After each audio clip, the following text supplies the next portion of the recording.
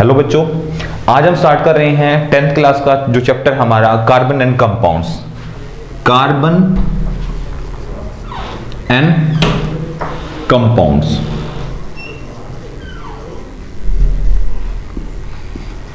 ये एक 10th class का इंपॉर्टेंट चैप्टर है जिसमें हम डिस्कस करेंगे कार्बन के बारे में। और कार्बन एक हमारा एक एलिमेंट है पीरियोडिक टेबल का जिसका एटॉमिक नंबर जो होता है, एटॉमिक नंबर इसका 6 होता है और इसका जो एटॉमिक मास है वो हमारा होता है 12। इसमें जो हम डिस्कस करने वाले हैं कार्बन के फिजिकल प्रॉपर्टीज, केमिकल प्रॉपर्टीज और साथ साथ में इसका नेचर।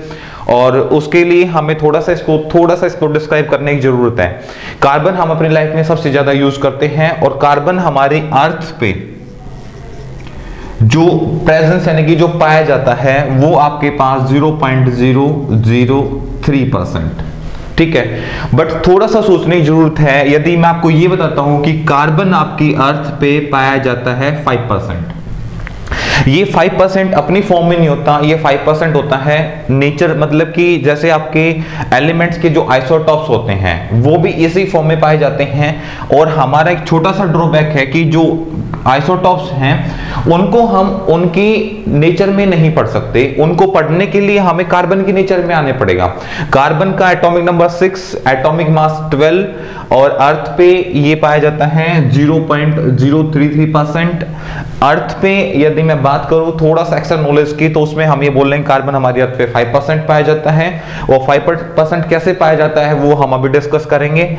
उसके लिए हमें थोड़ा सा फ्लैशबैक में जाना पड़ेगा, हमें थोड़ा सा मैटर के बारे में जानने की जरूरत होगी। अभी डिस्कस करते हैं उसको।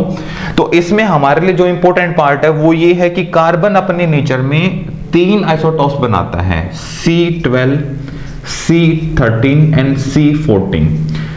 एटॉमिक नंबर जिसके अंदर आपको पता है कि सेम रहेगा और मास इसके अंदर क्या होगा, चेंज होगा। हमारे केमिस्ट्री के अंदर छोटा सा ड्रॉबैक है कि हम इन आइसोटॉप्स के बारे में फिजिकल केमिकल प्रॉपर्टी को अलग से नहीं पढ़ सकते। इनको पढ़ने के लिए हमें इस एलिमेंट के बेस पे ही हमें इनको स्टडी करना पड़ेगा, क्योंकि यहाँ पे कार्बन का जो सिंबल होता है वो हमारे पास क्या होता है, C। इस कार्बन को स्टडी करने के लिए इस कार्बन को स्टडी करेंगे, इसके रेस्पेक्ट में हम इन आइसोटॉप्स की फिजिकल और केमिकल प्रॉपर्टीज को, इनका नेचर हम डिस्कस करेंगे। दूसरी बात, इनका नेचर डिस्कस करने के लिए अब हम जब बात करते हैं किसी एलिमेंट की जब आप बात करेंगे फिजिकल प्रॉपर्टीज की या हम बात करेंगे केमिकल प्रॉपर्टीज की, उस कंडीशन पे हम क्या करते हैं, प्योरिटी फाइंड आउट करते हैं। प्योरिटी, हम उस प्योरिटी को फाइंड आउट करने के लिए हमारे पास क्या आता है, एक मेथड यूज करते हैं जो कि हमें ऑलरेडी डिस्कस होता है 11th क्लास में मोल कॉन्सेप्ट वाले चैप्टर में। और थोड़ा सा हमने मोल्स के बारे में डिस्कस किया था हमें 9th क्लास के बारे में, जहां से हमें नंबर ऑफ मोल्स निकालने का हमें एक फॉर्मूला दिया जाता है कि नंबर ऑफ मोल्स कैसे निकाले जाते हैं। Given mass upon mass of solute से हम निकालते हैं और परसेंटेज निकालते हैं। यानी कि जब हम प्योर की बात करते हैं कि जैसे कई बार क्वेश्चन में डिस्कस किया जाता है कि what are the true solutions, कि ट्रू सॉल्यूशंस क्या होते हैं। ट्रू सॉल्यूशंस वो सॉल्यूशन होते हैं जिनके अंदर प्योरिटी सबसे ज्यादा पाई जाती है, उनको ट्रू सॉल्यूशन कहते हैं। और दूसरी भाषा में मैं कहूं तो मैं ये कह सकता हूं कि solids are the true solution, कि जो सॉलिड्स होते हैं वो आपके क्या होते हैं, ट्रू सॉल्यूशंस होते हैं, क्योंकि उनके अंदर जो प्योरिटी रहती है वो सबसे ज्यादा रहती है। तो उसी बेस पे जब बात करते हैं, जैसे हमें पता है कि कोई लिक्विड है उसके अंदर हम कितना सॉलिड ऐड कर सकते हैं, या जैसे हमारे पास कोई लिक्विड है उसके अंदर हमें लिक्विड दूसरा सॉल्यूशन कितना ऐड करना, कितना कर सकते हैं, तो उसके लिए हमें मोलैलिटी, नॉर्मलिटी, कुछ फॉर्म्स की जरूरत पड़ती है। और वो चीजें हमें जो डिस्क्राइब करके देता है वो कार्बन, क्योंकि कार्बन एक ऐसा एलिमेंट है जो सभी, क्योंकि हमारे पीरियोडिक टेबल में 118 एलिमेंट है।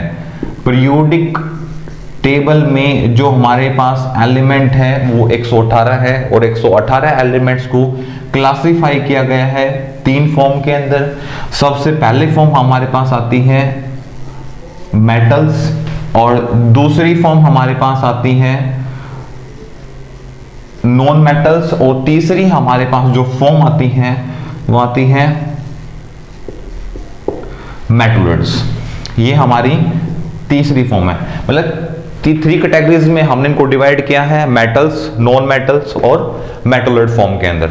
मेटल्स को आप अच्छे से जानते हो, ये मुझे डिस्क्राइब करने की जरूरत नहीं, फिर भी थोड़ा सा बता देता हूं कि मेटल्स क्या होती हैं। Metals good conduct of electricity, जिसका मेल्टिंग बॉइलिंग पॉइंट हाई होता है। अब यदि थोड़ा सा डिस्कस करें तो कुछ एक्सेप्शनल केसेस ऐसे भी हैं जो मेटल्स होने के बाद भी सॉफ्ट होती हैं, वो हम स्पेशली जब मेटल नॉन मेटल वाले चैप्टर में इस चीज को डिस्कस करेंगे। नॉन मेटल्स आपको पता है बैड कंडक्टर होते हैं और मेल्टिंग बॉइलिंग पॉइंट लो होता है, पर कुछ एक्सेप्शनल केसेस जिसके अंदर भी हैं वो डिस्कस करेंगे, मेटलॉइड्स हैं। और यदि प्रोटोटाइप में डिस्कस करें तो नोबल गैसेस को भी अलग से रखा गया है, पर नोबल गैसेस ऑलरेडी जो पार्ट है वो इन्हीं का पार्ट है। अच्छा, इनके अंदर जब हम डिस्कस करते हैं तो 118 एलिमेंट के अंदर सभी के अंदर प्रेजेंस ऑफ किसकी, कार्बन की प्रेजेंस पाई जाती है। कितने परसेंट? 5%।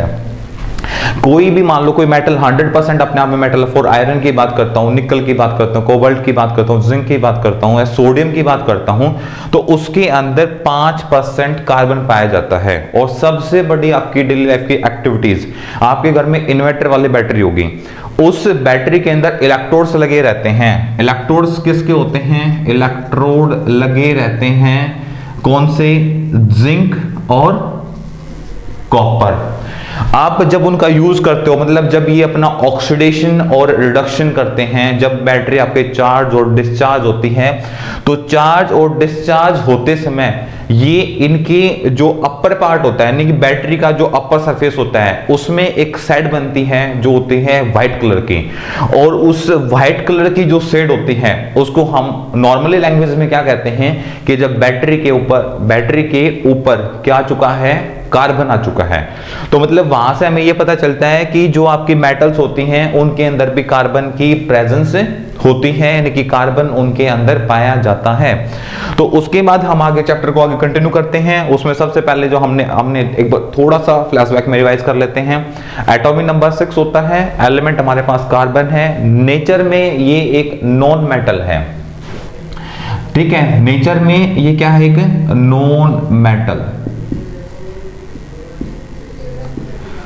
ठीक है, एक नॉन मेटल है। दूसरा इसके हम बात करेंगे ग्रुप्स की, ये कौन से ग्रुप से बिलोंग करता है, वो already classification of element chapter number 3 है जो 10th क्लास का, उसमें हम इसके बारे में अच्छे से पोजीशन और इनका नेचर क्या होता है वहां से अच्छे से इसके बारे में जान सकते हैं, ठीक है। ये नॉन मेटल्स आपके पास ये नॉन मेटल फॉर्म में होता है। एटॉम नंबर 6 12 अर्थ पे 0.03% पाया जाता है। पर जब प्योरिटी की बात करते हैं तो हर मेटल, नॉन मेटल और मेटलॉइड के अंदर जो आपकी अर्थ पे प्रेजेंट है सभी के अंदर 5% पाया जाता है। ये 5% नेचर फॉर्म में नहीं होता, ये 5% अपने आइसोटॉप्स फॉर्म में होता है। First isotopes, second and third, इनके बारे में पर्टिकुलर इंडिविजुअली सभी के बारे में हम डिस्कस करेंगे। फिर हमने पता कि हम इसकी फिजिकल और केमिकल प्रॉपर्टीज के बारे में भी साथ साथ इसका हम डिस्कस करते हैं। अब ये 118 एलिमेंट हैं, इनको हमने क्लासिफाई किया मेटल, नॉन मेटल और मेटलॉइड्स के अंदर। अब आगे कंटिन्यू करते हैं कि जो सॉलिड्स होते हैं, हमने एक छोटे से डिस्कस किए थे इसके अंदर ट्रू सॉल्यूशन की। ट्रू सॉल्यूशन क्या होते हैं तो वो मैंने आपको बताया कि भाई जो सॉल्यूशन जिसके अंदर आप मिक्सचर यानी कि कुछ डिफरेंट बहुत कम मात्रा में ऐड कर सकते हो, जिसके अंदर स्पेस होता है वो बहुत ही कम होता है, तो उसके अंदर हमने बात की solids are the true solution की। जो सॉलिड्स होते हैं वो एक ट्रू सॉल्यूशन होते हैं। बाकी ये हम डिस्कस करेंगे किसी नेक्स्ट क्लास के अंदर। अभी हम कंटिन्यू अभी जो हम डिस्कस करेंगे वो इसका बॉन्डिंग कैसा होता है, उसका नेचर कैसा होता है, उसके बारे में थोड़ा सा हम डिस्कस करते हैं।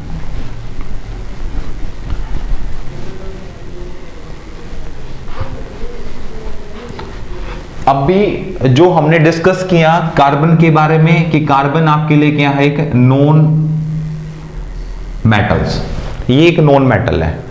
अब नॉन मेटल के साथ साथ ये कार्बन अपनी जो वैलेंसी है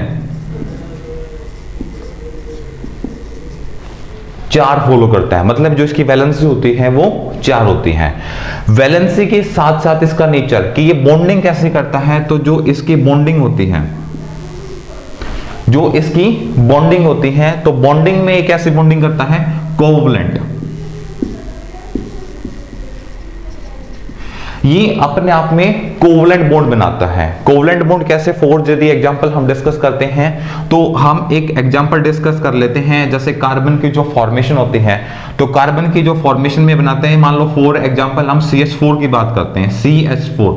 तो CH4 के लिए सबसे पहले क्या होता है, हमें सेंट्रल एटम को लिखना पड़ता है। सेंट्रल एटम आप इजीली से फाइंड आउट कर सकते हो जिसकी वैलेंसी सबसे ज्यादा हो। वैलेंसी क्या होती है, वैलेंसी जितने नंबर ऑफ इलेक्ट्रॉन ये शेयर करता है गेन करने में या लूज करने में, ठीक है।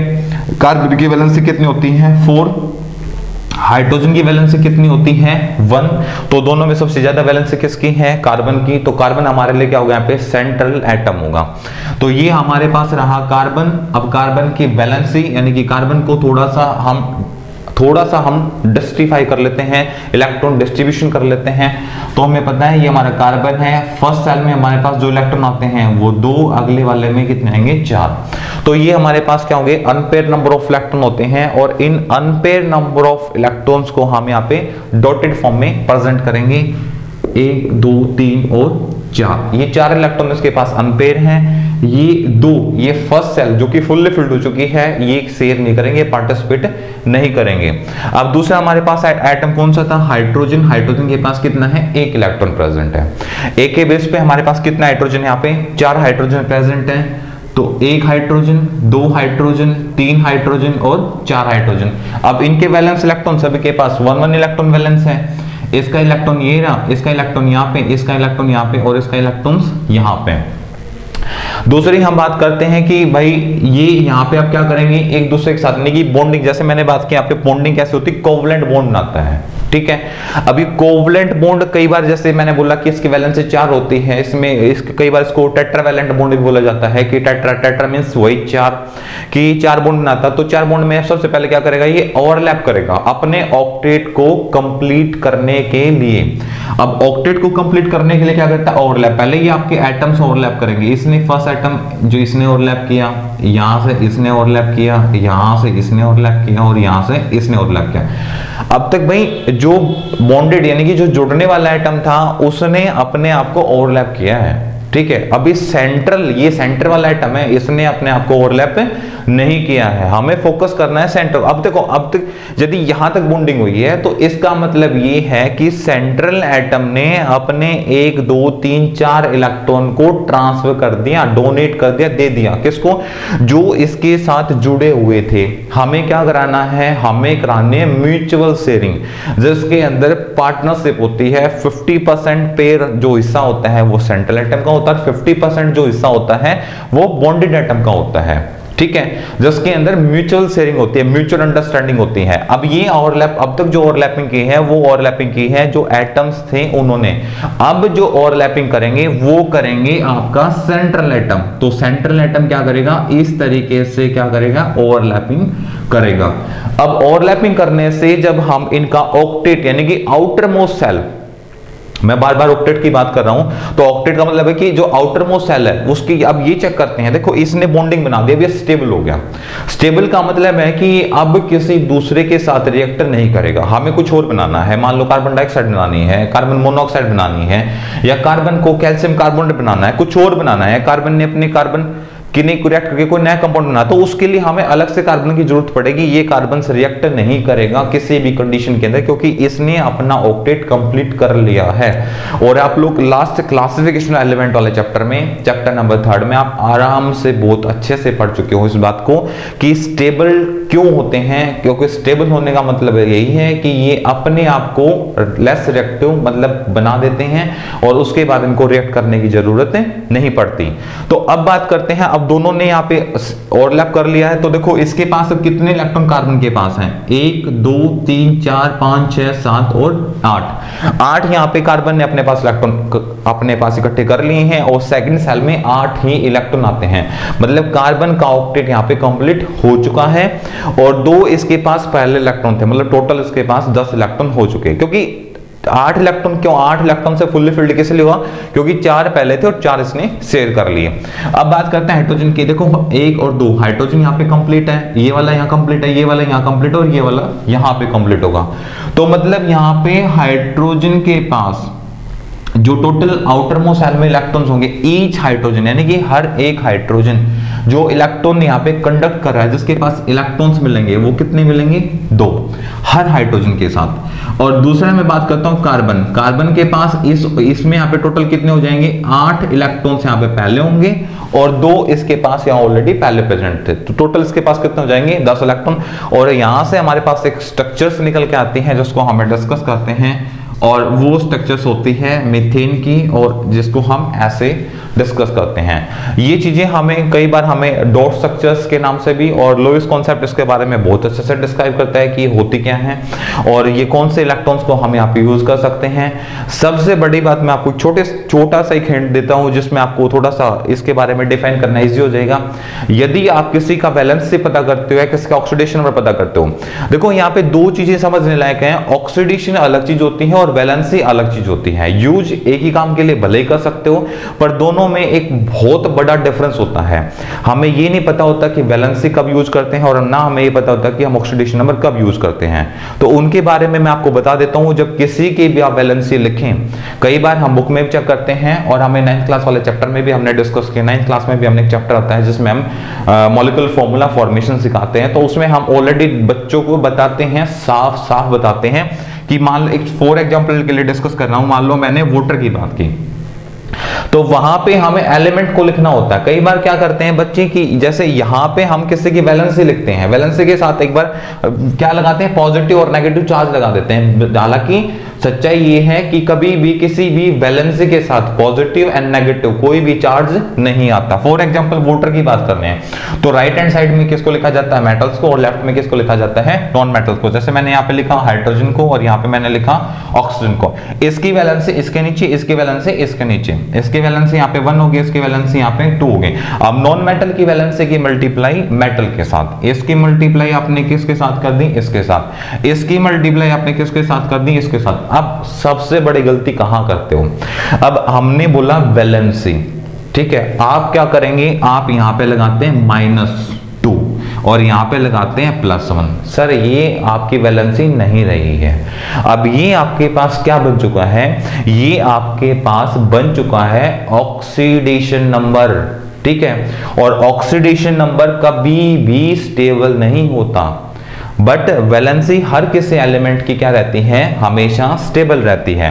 तो ये हम सबसे बड़ी गलती करते हैं, ये चार्ज लगा के, हालांकि ये चार्ज नहीं लगता किसी भी कंडीशन के अंदर। जब आप स्पेशली डिस्कस कर, क्योंकि आपके पास टेबल को क्लासिफाई इसी तरीके से किया गया है, ठीक है। आप ऑक्सीडेशन नंबर से आपको स्टडी करना है, तो आपके पास एलिमेंट है ना ट्रांजिशन वाले, जिनकी आप क्या नहीं कर सकते, जिनकी आप वैलेंसी फाइंड आउट नहीं कर सकते। कौन से? जो आपके ग्रुप नंबर 3 से और 12 के जो बीच वाले एलिमेंट हैं, आप उन एलिमेंट्स की वैलेंसी को नहीं फाइंड आउट कर सकते। इन वैलेंसीज को पढ़ने के लिए आपको जो नीड होती है वो ओनली शो ऑक्सीडेशन नंबर, आप इनको सिर्फ स्टडी कर सकते हो ऑक्सीडेशन नंबर के बिहाफ पे। इसलिए आपको एक बात का ध्यान रखना है कि वैलेंस ऑक्सीडेशन नंबर पे, ऑक्सीडेशन नंबर वेरिएबल होते हैं, चेंज होते हैं, बट वैलेंसीज आपकी फिक्स होती हैं, आप उनको चेंज नहीं कर सकते किसी भी कंडीशन के अंदर।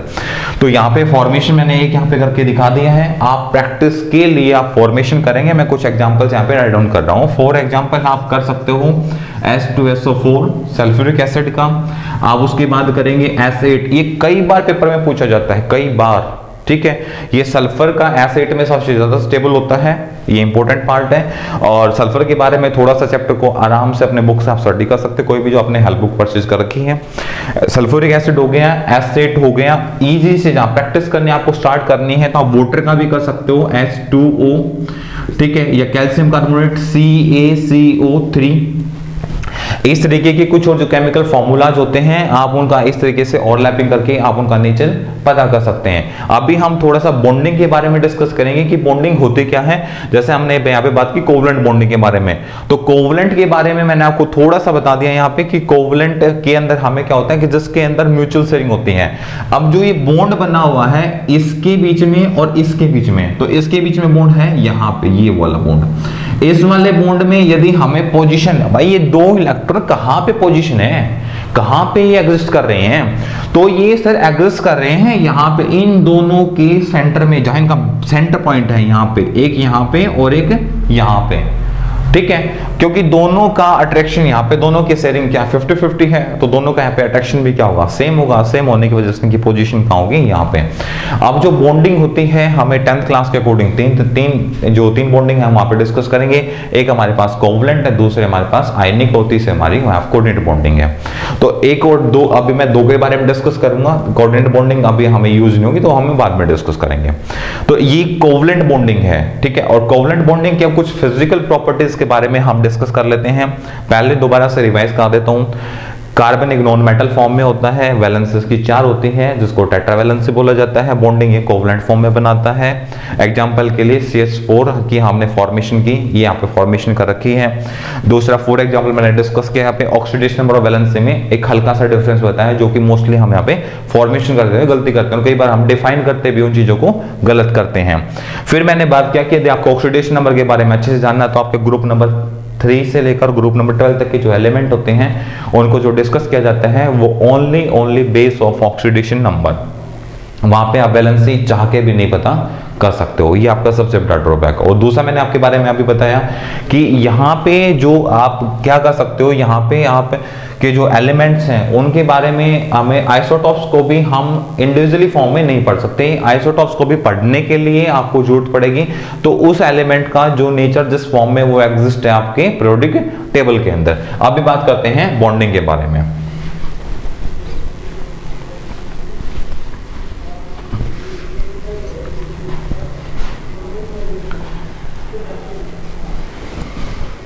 अब देखो भाई, हम बॉन्डिंग की बात करते हैं कि बॉन्डिंग क्या होती है।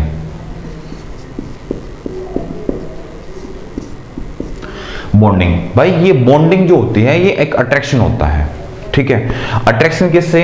अपोजिट चार्ज से, ठीक है। सेम चार्ज से जब एनर्जी का हम कन्वर्जन करने, थोड़ी सी हाई लेवल की बात बता रहा हूं, ठीक है। 10th स्टैंडर्ड में हालांकि यूज नहीं होती, बट 11th में और 12th में डेफिनेटली यूज होती है। थोड़ा सा 11th में, फिर जाके 12th में यूज होती है। कि जो बॉन्डिंग होती है ना, बॉन्डिंग एक जो नॉर्मली हम डिस्कस करना चाहते हैं, तो हम बोल सकते हैं कि भाई ये एक अट्रैक्शन होता है, ठीक है। भाई आप एक बात बताओ, हमने अभी डिस्कस किया था CH4 के बारे में, ये कार्बन इस हाइड्रोजन के साथ क्यों जुड़ा हुआ है? किसने कहा जुड़ने के लिए? ये जुड़ा हुआ है उस अट्रैक्शन की वजह से जिसने इसको यहाँ पे होल्ड कर रखा है, इसको जोड़ रखा है। हम एक फैमिली के साथ जुड़े हुए होते हैं, आप एक फैमिली के साथ ही रहना कंफर्टेबल फील करते हो, क्यों? क्योंकि वहां पर एक आपकी बॉन्डिंग होती है जो कि इमोशनली बॉन्डिंग होती है, हमारे इमोशंस हमारी फैमिली के साथ काफी स्ट्रॉन्ग जुड़े होते हैं। उसी तरीके से इस कार्बन की इसके साथ बॉन्डिंग है, ठीक है। वो बॉन्डिंग कितने प्रकार की होती है वो मैं अभी डिस्कस करूंगा, ठीक है। बॉन्डिंग यानी कि जो फोर्स ऑफ अट्रैक्शन, कि एक फोर्स का अट्रैक्शन होता है, फोर्स ऑफ अट्रैक्शन, ठीक है। और ये अट्रैक्शन बेसिकली हम दो ही तरीके से डिस्कस करेंगे, ज्यादा डीपली डिस्कस नहीं करेंगे। फर्स्ट जो मैं आपसे डिस्कस करूंगा, इंटरमॉलिक्यूलर फोर्स, जो कि सॉलिड्स में सबसे ज्यादा पाया जाता है। इंटर मॉलिक्यूलर फोर्स जो कि सॉलिड्स में सबसे ज्यादा पाया जाता है। भाई हमें कैसे पता चले? क्योंकि इनका भी तो एक नेचर है ना, ठीक है। हम ऐसे किसी के बारे में कुछ भी नहीं बोल सकते। तो क्यों? क्योंकि भाई इंटरमॉलिक्यूलर फोर्स ये थोड़ा सा ज्यादा होता है, और इसके अपोजिट में जो काम करता है वो वंडरवाल, VAANDERWALS, वंडरवॉल फोर्सेस, ठीक है। वंडरवॉल फोर्स, सॉरी, ठीक। अभी हम इन दो के बारे में बात करेंगे, और इनके बीच में डिफरेंस पता करने का सबसे आसान तरीका है क्या? इंटरमॉलिक्यूलर जो फोर्स होता है वो किस पे काम करता है? न्यूक्लियस पे, क्योंकि इसका सीधा जो अटेंशन रहता है, जो फोकस रहता है वो न्यूक्लियस पे रहता है। और जो इसका जो आपके पास वैक्यूम या जो सिस्टम होता है, वैक्यूम या जो आपके पास सिस्टम होता है उस सिस्टम पे रहता है। सिस्टम पे कैसे? मतलब जो आपने कोई भी एक आपने ऑब्जेक्ट रखा है, उसके जो वॉल्स होंगे उस पे ज्यादा होगा। इस पे इसका सबसे ज्यादा इफेक्ट किस पे होता है? न्यूक्लियस पे। और इसका जो सबसे ज्यादा इफेक्ट होता है वो होता है वॉल्स पे, जो आपके ऑब्जेक्ट की वॉल्स होते हैं उस पे रहता है। अब इनके थोड़े से नेचर के बारे में भी डिस्कस करेंगे कि कैसे काम करते हैं, तो सबसे पहले हम बात करते हैं बॉन्डिंग की। बॉन्डिंग क्या होती है? एक फोर्स ऑफ अट्रैक्शन होता है between two molecules and between the substance. ये अट्रैक्शन हो सकता है किसके बीच में भाई? मॉलिक्यूल्स के बीच में भी हो सकता है और ये एक सब्सटेंस के बीच में भी हो सकता है। अब भाई मॉलिक्यूल और सब्सटेंस देखो दोनों चीजें अलग अलग हैं, ठीक है? दोनों चीजें अलग अलग कैसे हैं भाई? दोनों चीजें मतलब कि जो बॉन्डिंग से जो बंधे हुए ना, उन दोनों का नेचर अलग अलग है कि इन एक दूसरे से जो फॉर्मेशन हुई है वो एक अलग तरीके से। भाई जैसे आपने मान लो कार्बन के साथ ऑक्सीजन को मिलाया, ठीक है, तो कार्बन मोनोऑक्साइड या कार्बन डाइऑक्साइड आपने बनाया, तो कार्बन मोनोऑक्साइड या कार्बन डाइऑक्साइड बनाया तो उसका नेचर गैसीय फॉर्म में आ गया। तो गैसीय फॉर्म में कैसे आया और क्यों आया वो आपके लिए सबसे ज्यादा जरूरी है। तो वो गैसीय फॉर्म में आया, या हो सकता था वो सॉलिड फॉर्म में आ जाता, या वो गैसीय फॉर्म में आ जाता। तो वो चीजें आपको कौन बताता है? वो आपकी बॉन्ड फॉर्मेशन बताता है कि उसके अंदर जो बॉन्डिंग हुई है वो बॉन्डिंग कैसे हुई है और बॉन्डिंग होने के सबसे बड़ा रीजन क्या है। तो हमारे लिए जो सॉलिड्स के अंदर जो बॉन्डिंग होती है वो सबसे ज्यादा इंटरमोलिकुलर फोर्स वाली होती है, और वंडरवॉल फोर्सेस के अंदर जो वंडरवॉल फोर्सेज होता है उसके अंदर जो बॉन्डिंग होती है गैसेस के अंदर सबसे ज्यादा वंडरवॉल बॉन्डिंग होती है। अब इनका क्या होता है, क्योंकि इन दोनों का जो अट्रैक्शन होता है वो अलग अलग डायरेक्शन में होता है। इसका डायरेक्शन मैंने बताया न्यूक्लियस की तरफ होता है और इसका डायरेक्शन आपकी वोल्स की तरफ होता है, ठीक है? तो इसका वोल्स की तरफ होगा तो इसका कोई फैक्टर न्यूक्लियस की तरफ नहीं होगा। न्यूक्लियस में अप्रोक्सीमेटली 0 के बराबर होता है, ज्यादा नहीं होता, ठीक है? इसलिए अब उसके आगे बात करेंगे अब बॉन्डिंग के बारे में। अब बॉन्डिंग को हम क्लासिफाई करते हैं साथ साथ में नेचर के साथ भी, ठीक है? कि भाई हम अब बात करते हैं सबसे पहले कोवलेंट बॉन्डिंग की। कोवलेंट बॉन्डिंग हमने इसको क्लासिफाई कर दिया 3 पार्ट्स के अंदर। मैंने पहले ही बताया था आपको कि हम जो डिस्कस करेंगे अभी बॉन्डिंग के बारे में, कोवलेंट बॉन्ड, आयनिक बॉन्ड और कोऑर्डिनेट बॉन्ड, तीन ही के बारे में हम डिस्कस करेंगे। कोवलेंट बॉन्ड क्या होता है भाई? कोवलेंट बॉन्ड के बारे में अभी हमने डिस्कस किया था, जिसके अंदर अट्रैक्शन होता है, अट्रैक्शन बिटवीन, जिसके अंदर अट्रैक्शन होता है between two substance and two molecules, ठीक है? सब्सटेंस के बीच में एंड मॉलिक्यूल्स के बीच में। अच्छा, ये अट्रैक्शन सॉलिड्स के अंदर सबसे ज्यादा पाया जाता है compare to liquid and compare to gases. अब इस अट्रैक्शन का क्या इसके अंदर जो एक दूसरी बात है कि इसके अंदर जो म्यूचुअल शेयरिंग होती है वो भी थोड़ी सी ज्यादा होती है, क्योंकि एक दूसरे को ये ओवरलैप कर लेते हैं। फॉर एग्जांपल CH4 का जो मैंने अभी आप लोगों को इसके बारे में बताया था। थोड़ा सा इसके बारे में बेसिक कि ये क्या होता है, bad conductor of electricity. Bad conductor होता है ये इलेक्ट्रिसिटी का, बैड कंडक्टर ऑफ इलेक्ट्रिसिटी।